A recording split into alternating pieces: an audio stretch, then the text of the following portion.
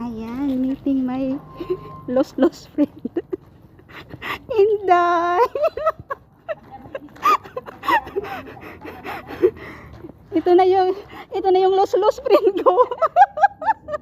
Nawala pa ako, piste. Andun ako sa kabilang kanto. Yung los-los. Ayan na yung lost friend ko. Nakita na din kami after 48 years. 48 pa yun ba? Kala ko 52. Day. May naligaw ng landas.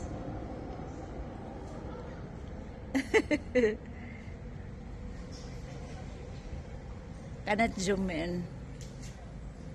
So, ayan siya. May naligaw po ng landas. Magdamay-damay kami sa katamaran namin ngayon. Ito na yung lost friend ko.